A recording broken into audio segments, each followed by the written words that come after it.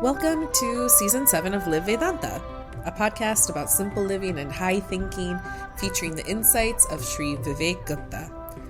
With all of the different responsibilities in our lives, we often forget that we are seekers first, and our relationship to divinity spans over all our lifetimes until we attain independence. This episode takes us through the 3 tiers of prayer and how we can evolve to just being with divinity. Let's tune in. How are you? And greetings from Niagara Falls, and a joyous Martin Luther King Day to all. Martin Luther King is a very awesome icon of one who practices being courageous. Today I was interacting with a seeker whose spouse is going through cancer, and she was asking me, should she pray to God for her spouse to have the strength to go through this cancer, or should she just pray to God? What an acute question. And I shared with her that there are 3 tiers of prayer. I'm going to go from the lowest to the highest. The lowest tier of prayer is to pray for a purpose. This could be like praying to God for being accepted for a job in a certain position, in a certain way. I am praying for a purpose. I'm praying for something. The second tier of prayer would be prayers to God out of gratitude. I'm not praying for something, but I'm praying for the something I have. It may be my health. It may be my opportunities, whatever it may be. But the tier 1 prayer is silence. There's no something, what I don't have or what I do have. It's to be with God. Just like when one watches a movie, you don't talk. When you're at a concert, you don't use your cell phone. You're just with that movie or that concert. 3, 2, and 1, purpose, gratitude, silence.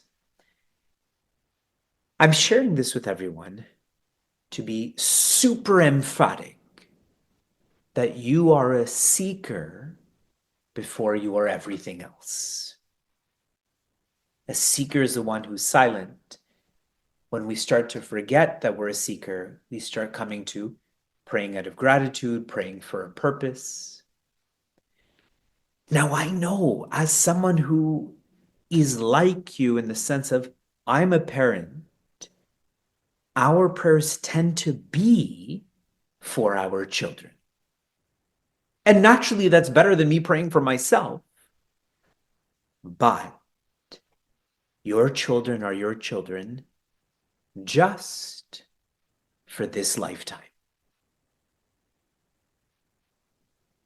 If we're all going to die in 50 years, 50 years from now, after that, you and your children are going your own way.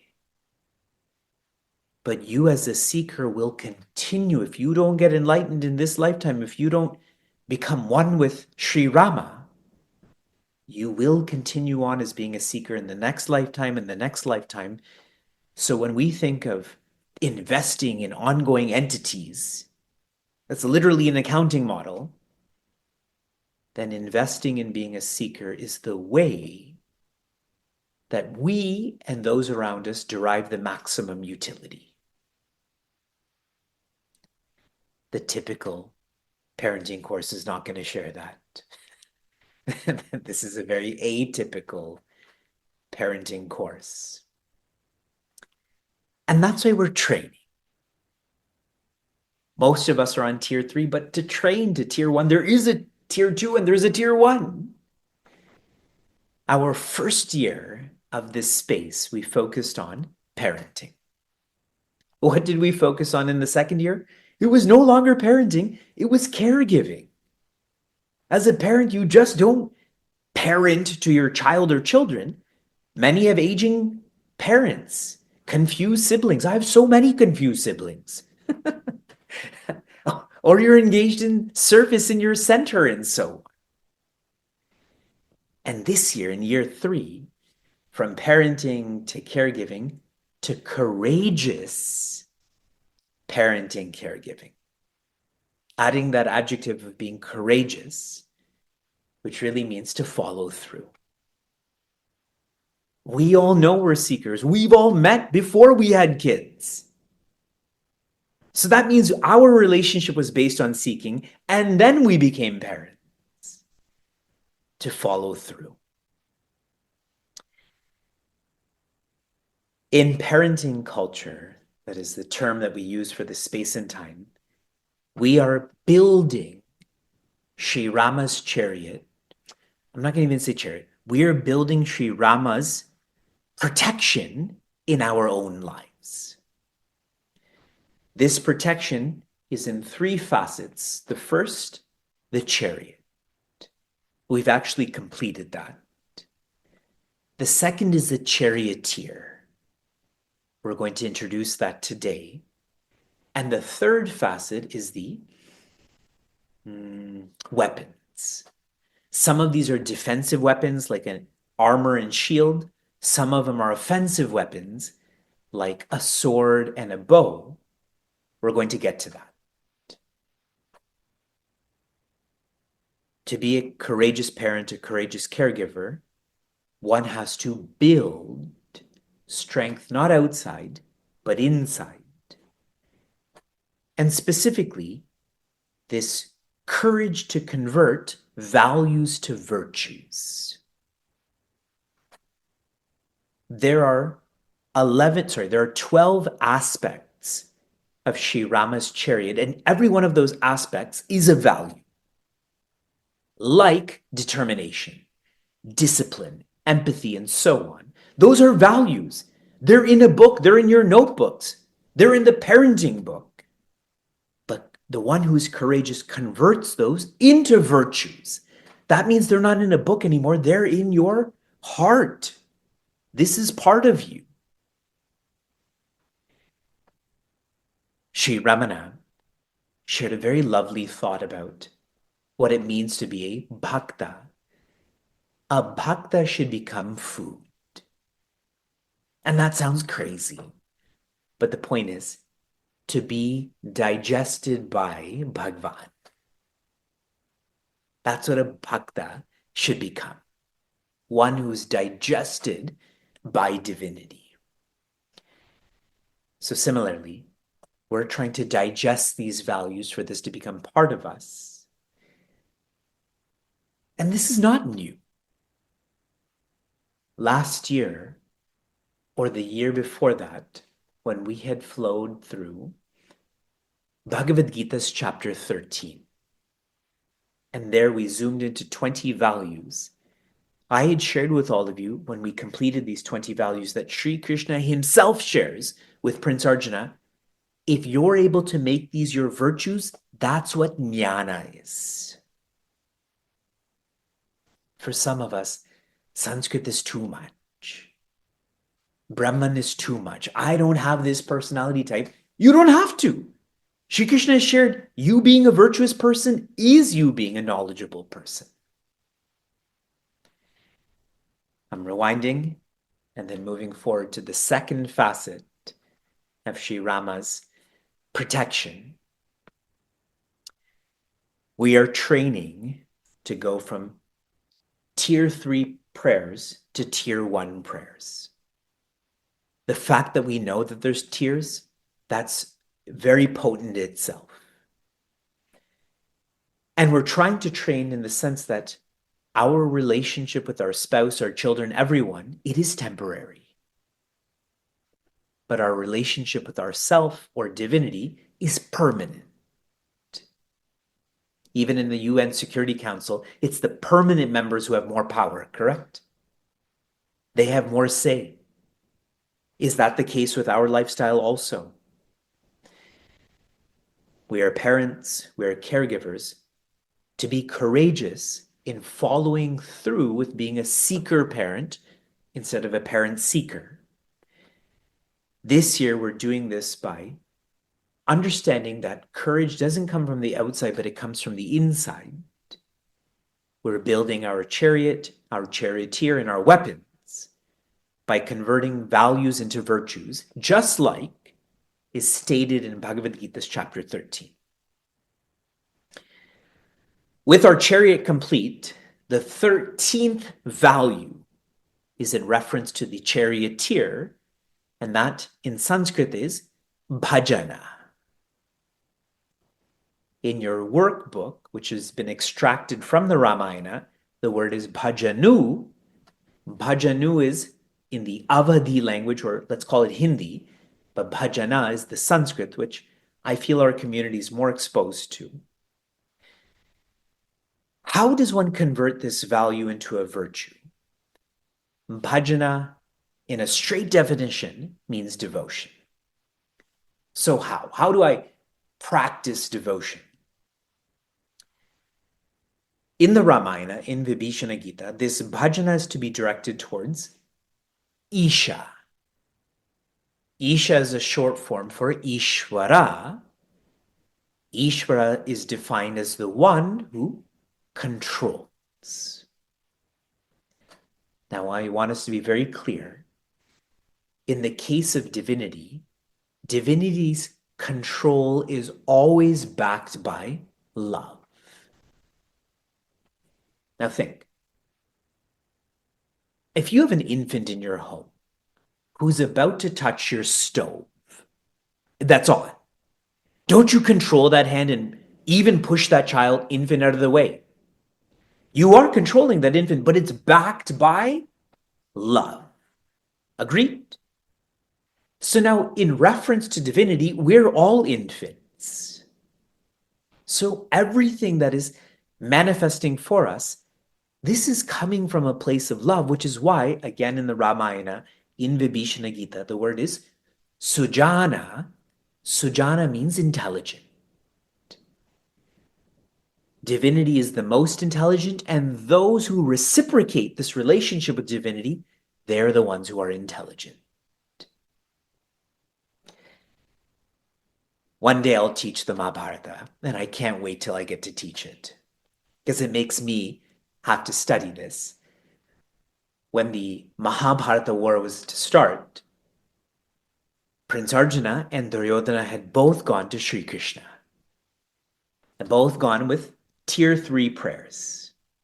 We are praying for a purpose. And when they arrived, what was Sri Krishna doing? So lazy, he was sleeping. Such important people are coming, but he was sleeping. But they went into that room because there's too many mosquitoes outside. So what did Prince Arjuna do? He stayed near his feet. And what did Duryodhana do? He stayed near his head.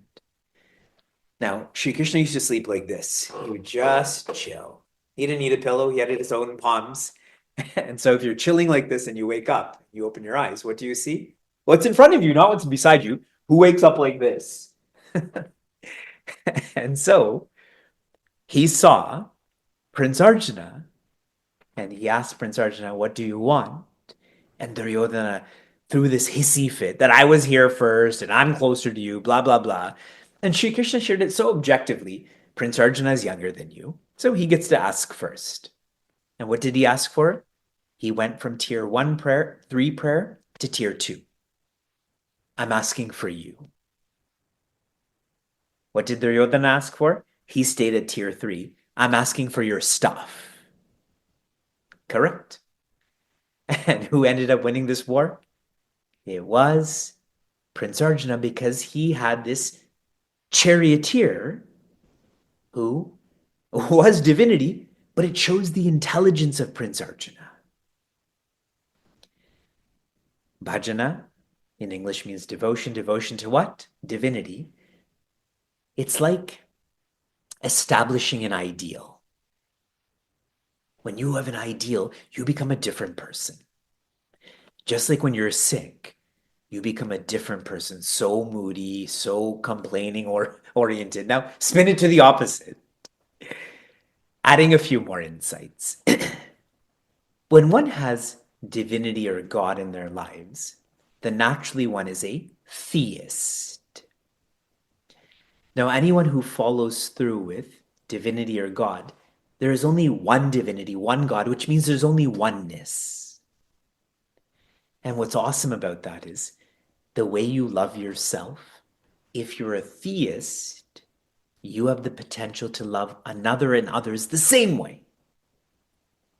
But if you're an atheist, you can never love someone the way you love yourself because you always feel that they're different. So now if I want to be the best caregiver, the closer I am to divinity, that same divinity that is in my sister or my neighbor or my coworker,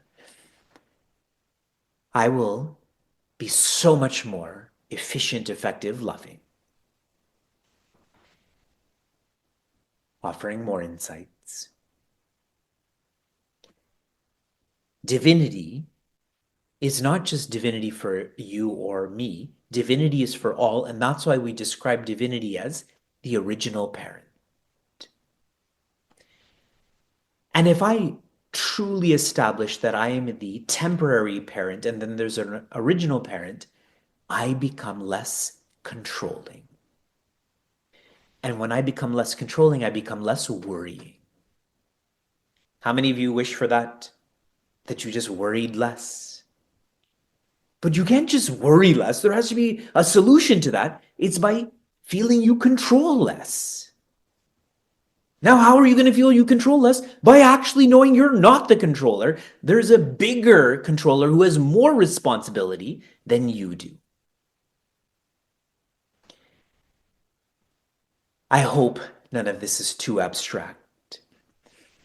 I had shared with all of you, I think 2 classes ago, that bhaja in a very simplistic format is sit, sing, seek, support, serve, and surrender.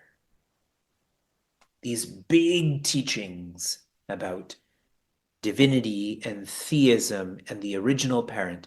How do I actually feel these? Start by sitting, like you're doing. Then singing, talk about it more. Then seeking, personalize this more. Then supporting, start giving your resources, serving, give your time, surrendering, give your effort. Vibhishana did all of this. And literally his tears transformed from tears of fear to tears of joy. Tears for Fears. Isn't that a band? So they never studied Vibhishana Gita like all of you are. Here's my final sharing. It's really coming from our workbook. Our team has worked really hard to prepare this workbook, and I actually read it every week. That's why I'm the most critical of this workbook. See, if I never read it, I'd have no criticisms of it. But the fact that I do have criticisms shows that I've read it. It's like a movie. How was that movie? I don't know. How was that movie? Oh, it was awful. That means you watched it. Not that I'm not that I'm sharing this workbook is awful, but I do read it on a weekly basis. And I'm going to read out to you how awesome the reflection and application is. Please close your eyes. In the Courageous Parenting Workbook that you have, the reflection is, in the past week, what situations caused me or my children to worry? In these situations, how can I increase my own faith and encourage my children to do the same? Application.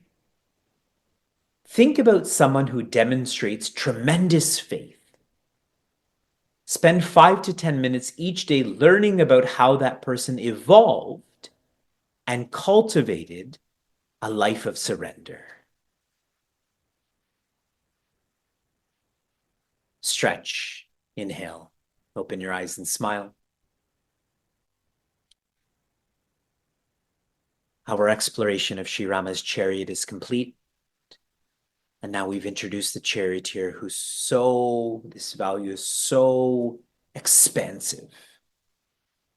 Please reflect on this so that this bigness can start to fit into your heart.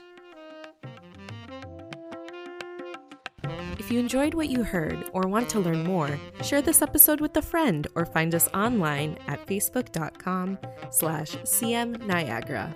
For those on the journey of self-development, Chinmaya Mission Niagara provides a community forum for seekers to listen, reflect, and contemplate. This podcast is produced by the Young Adults of Chinmaya Mission, an international nonprofit working to transform individuals through the knowledge of Vedanta. Until next time, inspire, love, be.